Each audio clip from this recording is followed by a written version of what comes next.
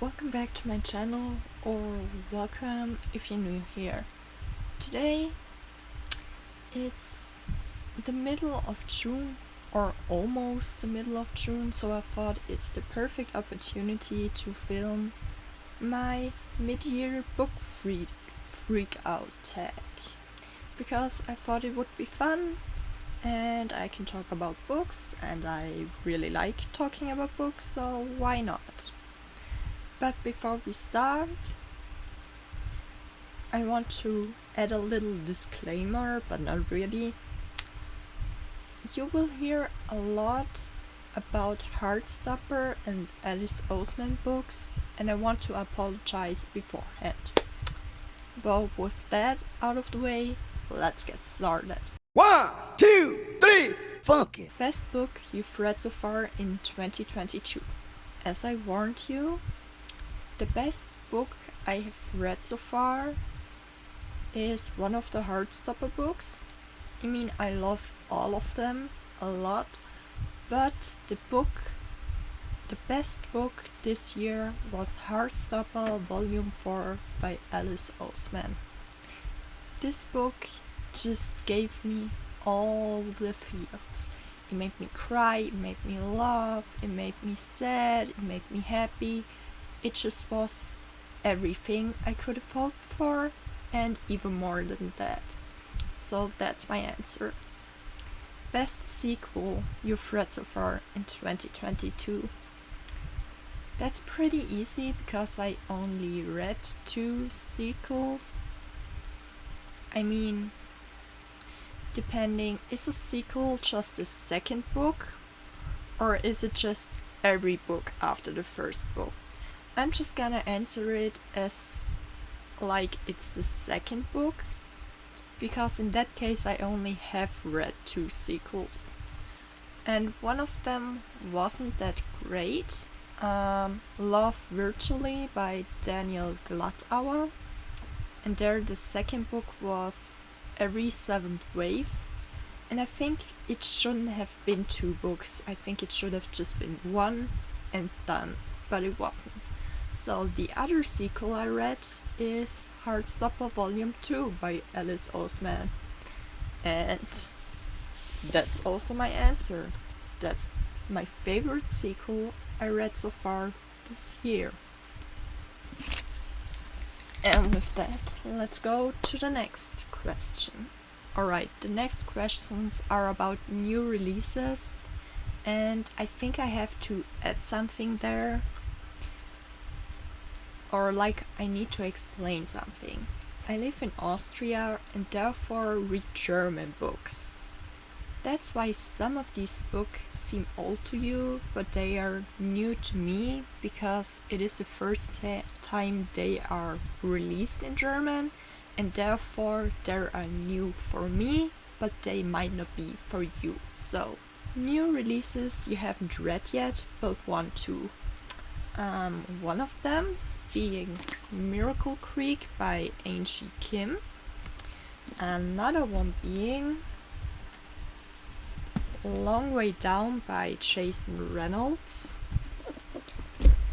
Also in there is Hamnet by Maggie O'Farrell. Also, that's really common with German books, that they don't have the same title as the English version, and sometimes it makes sense, sometimes it doesn't. I'm very curious to find out if this one makes sense, because I know who Hamnet is, but I don't know who Judith is. Is it his mom? His sister? Has he a wife? We will find out, I guess. Then another one I want to read is, I need to read that because I can tell you the German thing, but I don't think it will help you. It's called The Left-Handed Booksellers of London by Garth, and I'm excited to read it. And last but not least, The House in the Cerulean Sea by T.J. Klum. And again, it has a different title. In the title it says Mr. Parnassus what's Heim? Mr. Parnassus' home for magic gifted. I don't like the title as much, especially because the house in the Cerulean Sea wouldn't have been hard to translate to German, but whatever. I'm not the publisher, it's not my decision.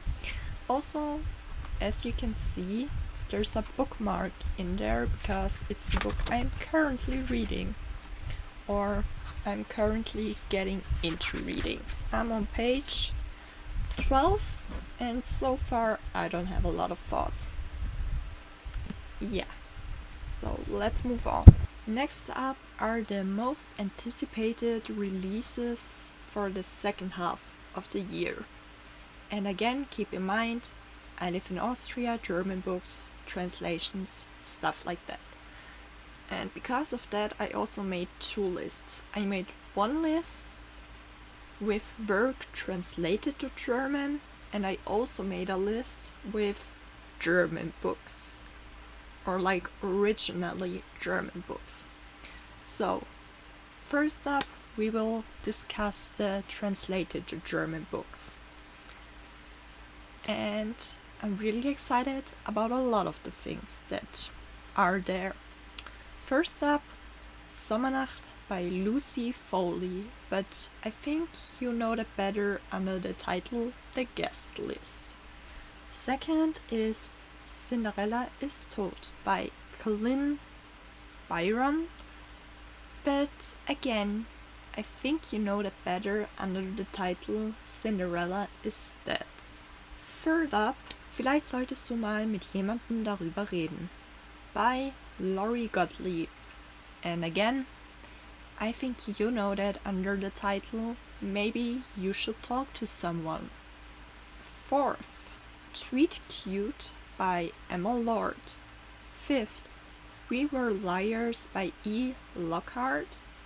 Sixth, Kein Sommer ohne dich by Emily Henry. And depending on where you live, you know that under the title You and Me on Vacation or People We Meet on Vacation. 7.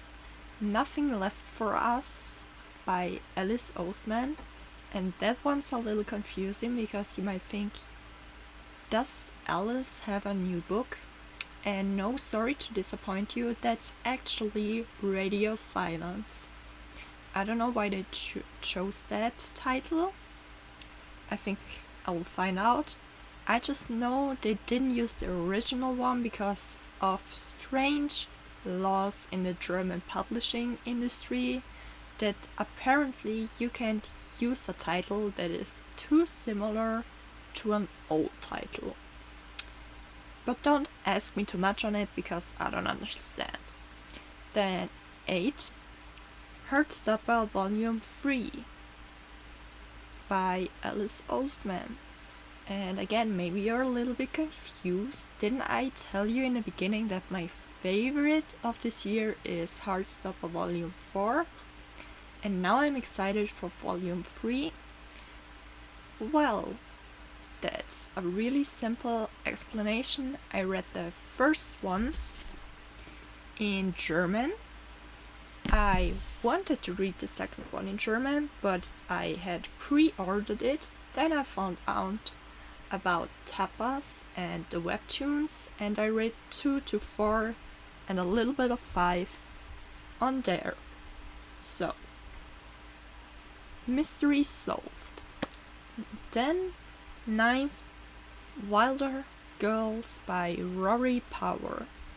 And now I want to go back and see if the titles make sense, and I will translate it for you so maybe you can have a laugh, or I don't know, because clearly I don't know if the titles make sense because I haven't read the books. I can only assume with the description what I know about the book and of the English title. So the first one Sommernacht by Lucy Foley is translated Summer Night, but you know it under the guest list. I don't know if it makes sense, you tell me. Cinderella is tot and Cinderella is dead. That's exactly the same thing, so not much to be discussed about. Then next up, vielleicht solltest du mal mit jemandem darüber reden. In English it would be, maybe you should talk to someone about it. Not exactly the same, but pretty much the same. So again, not too much to talk about. Treat cute. You might have noticed I didn't say anything else because it's called exactly the same. Not even translated, just exactly the same. Then, Kein Sommer ohne dich. We already said you and me on vacation or people we meet on vacation, but Kein Sommer ohne dich would actually mean no summer without you. And I don't know a lot about the book, but what I know, that title actually makes a lot of sense. And the rest we already discussed. So now let's go into the German anticipated releases of the second half of the year. So first up, Uhrwerk Silberstrahl by, and I'm sorry, I have no idea how to pronounce that name, and I also couldn't find it on the internet. So sorry in advance. Vinacia Berg. I'm not sure how to say that. Then second, Boom by Lisa Eckhart. Maybe she's known for Oh Mama, maybe she isn't, I'm not sure. Is it a German thing? Is it an international thing? I have no idea. Third, Der Wächter der Winde by Oliver Plaschka. So these are the books I'm excited for the second half of the year. Biggest disappointment. And actually I have two books for that, because I really was disappointed. But let's start with the one I was disappointed with, but that wasn't the biggest disappointment. And that is The Silent Patient by Alex Michaelides. I just heard a lot of things about this book, and I really like thrillers a lot. I read them a lot. I have a whole shelf of thrillers. Actually, I might even have 2 shelves. Just know I really like thrillers. And I like the mystery, I like the plot twists, I like guessing until the last second. And I didn't have to with this one.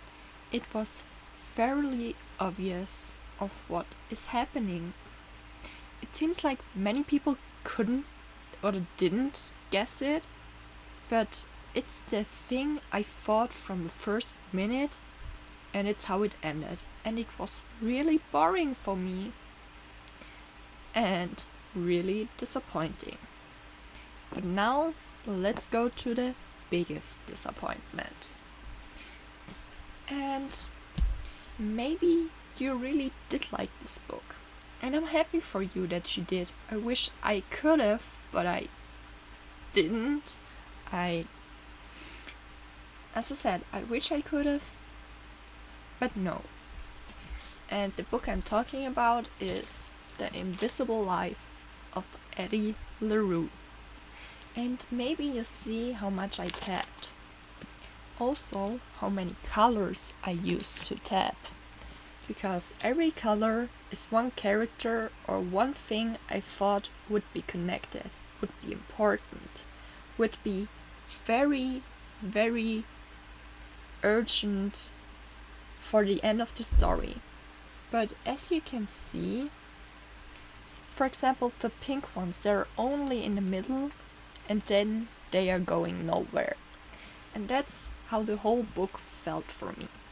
I was always waiting for something to happen, for something big, for a grand reveal, for a big thing that's happening in the past, for a lot more characters to be important, but it never was, never did go anywhere or did something interesting. The concept is very much interesting. Don't get me wrong on that. I think it's a very fair story to be told, because a lot of people have the fear of being forgotten. But it just was so repetitive. And maybe that was the whole point, because for Eddie everything really was very repetitive, because she was really old, she has lived on the earth for so long, and again and again and again everyone forgets her. And maybe it just was repetitive for her. But I didn't want to go through the same thing. No thank you. And there's Luke and there's Henry. And to this point I don't understand their relationship. None of them. Not Luke, not Henry, not Eddie, no one. I don't understand it. Maybe I'm just stupid, who knows? That's fine. But every time they switched to the past, I thought there would be something big, something important. But there wasn't. I think nowhere was something really important. Also this sticker, I marked it. Eine bittersüße Liebesgeschichte durch 3 Jahrhunderte. Which means a bittersweet love story through 3 centuries. Through 3 centuries. And you know what that means? That means it's marketed as Luke and Eddie's love story and not Henry and Eddie's love story. And I don't know how I feel about that. So yeah, this book just disappointed me a lot. Also because it was hyped a lot and I wasn't really hyped when I ended it. I honestly was confused a little. I mean, there are some parts I liked, but not nearly as much as I thought I would like it. But that's enough of that. Let's go to the next thing. The biggest surprise. And this time it's the other way round. The book is Homebody by Rupi Kaur. I finally looked up how to say her name. Rupi Kaur. I hope I say it right. And with this book, again, I marked a lot, but this time because I liked it a lot. These are all things that I loved. And with this book, when it first came out, I know there were a lot of people that said they didn't like it, it felt unfinished, it felt like a first draft, like it shouldn't have been published, and all that bad stuff. But I loved it. I still do. I absolutely love it. And there are a lot of people saying that there are the same themes as every time. There is love, heartbreak, trauma, sexual assault, stuff like that. But that's just her experience, and why shouldn't she be allowed to write about it if it is what's moving her, what's making her her? I don't understand. Why shouldn't she be allowed to write about that? I don't understand. But it just was so powerful in my opinion.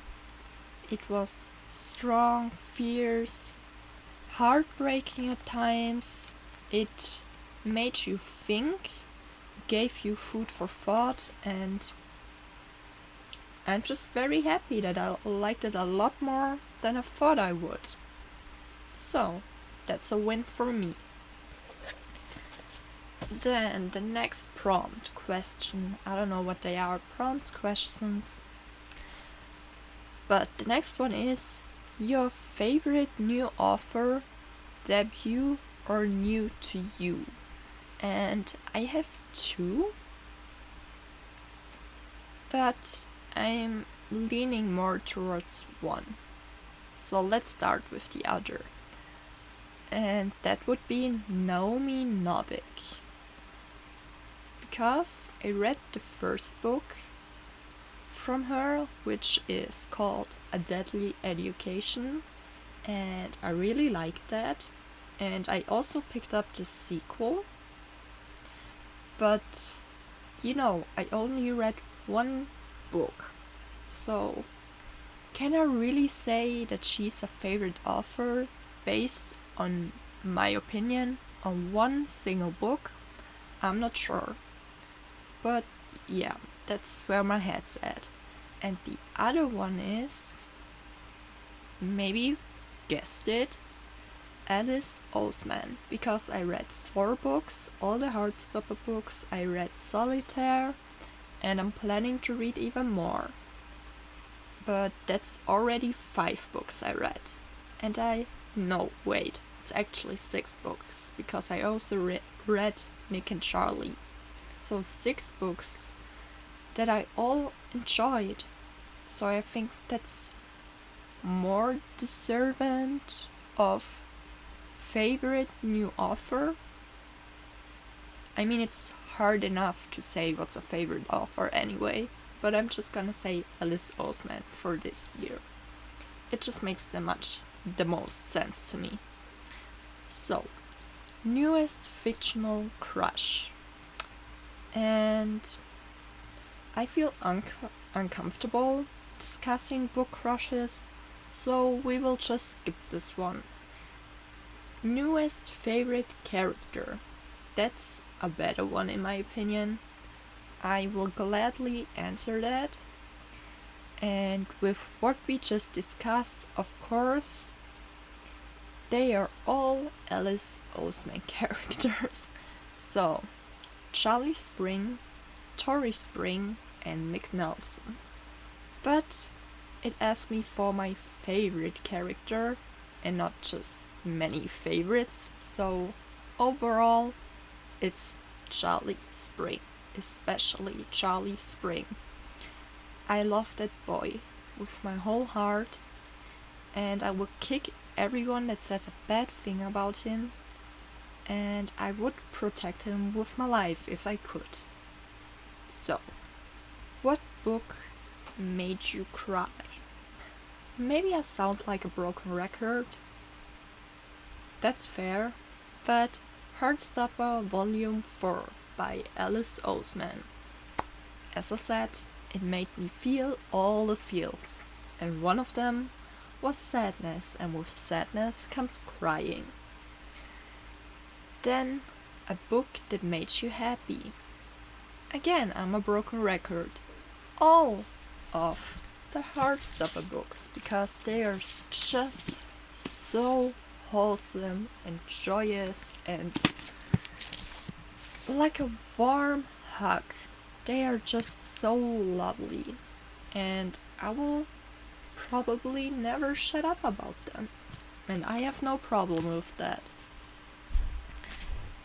Then, most beautiful book you've bought or received so far this year.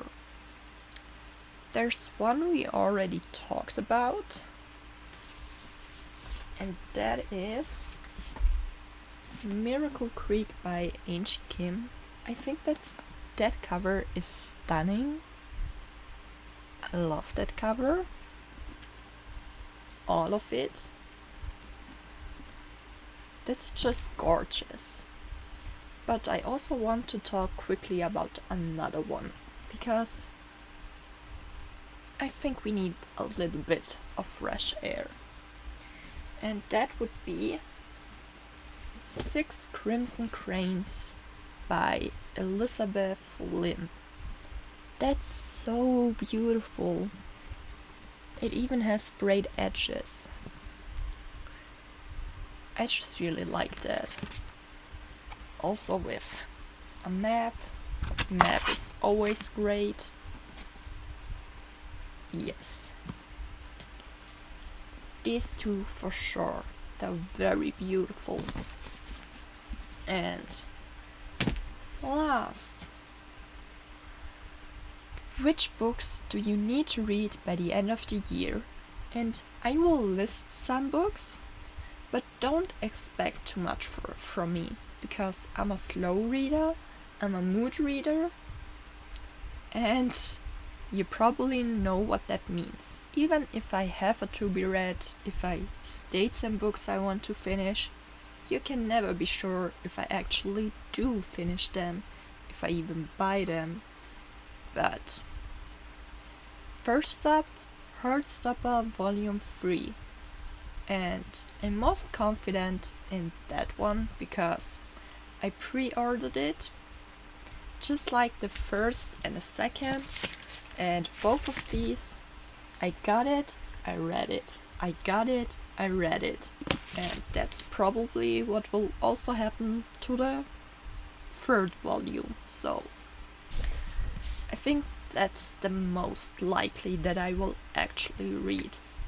Then also The Seven Husbands of Evelyn Hugo by Taylor Jenkins Reid, because I'm very interested in reading a book from her overall, but I'm also very interested in that book specifically.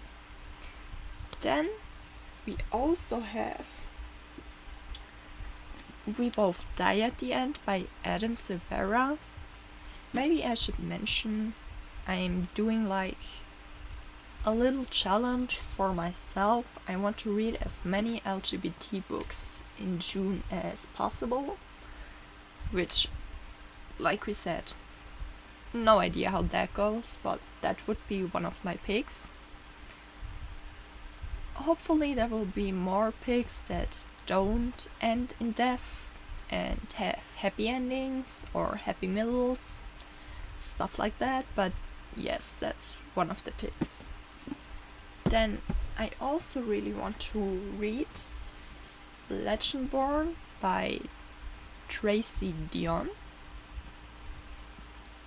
That's a thick one, but I am still very excited to read it because actually I do like big books, and I only recently noticed that.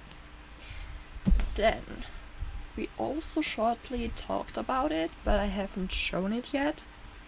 As I said, I have read A Deadly Education and I want to continue the series, so here's the second book. I'm hoping to get around to it, but to my disadvantage, I spoiled the first book for myself. I was in the beginning somewhere. I didn't pay much attention and I accidentally skipped to the last page and I read the last sentence. And it was an important sentence. But because I already knew it so early on, it didn't shock me as much, and I didn't want to pick this one up immediately. But I hope I will get the urge to read it, but I can't promise that. So, and then the last one, I also have the least hope for that I will actually read it, because it has been sitting on my shelf for quite a while now, and that is Heimweg by Sebastian Fitzek. It's a very beautiful book. It just has been sitting so long on my shelf, and why would I pick it up now? I'm not sure, but a small part of me still hopes I will, because my mother read it, and I think my aunt read it, and they both very much enjoyed it. But my mother warned me that there's some cruel and gruesome stuff. And maybe that's keeping me from it, I don't know. But I just hope I will read it. Also because it's not my book and I really want to give it back, but I only want to give it back if I have actually read it. So, because it's the middle of the year, maybe we should take a look at my reading goal for the year. Also because I'm really proud this year and I just feel like sharing it. But I won't discuss very much of it because there will be a wrap up for all the books I read by the end of June. So I don't want to discuss too much. I just want to see how my goal is going. And it's going pretty well because my goal was to read 20 books. I have read 18 books of 20. So 98%. And I'm really proud of that. I only need to read 2 more books and I finished my goal. And now that really wrapped up my mid-year book freakout tag. I hope you enjoyed it. Maybe you found some new books to read. Maybe you gushed with me about Heartstopper. Maybe you don't even know Heartstopper and I just recommended something to you. It's a graphic novel, it has a Netflix show, so just throwing it out there. Maybe there's other books you haven't ever seen. Maybe it's interesting to you which German releases are coming up. I don't know. But I had fun. I hope you had too.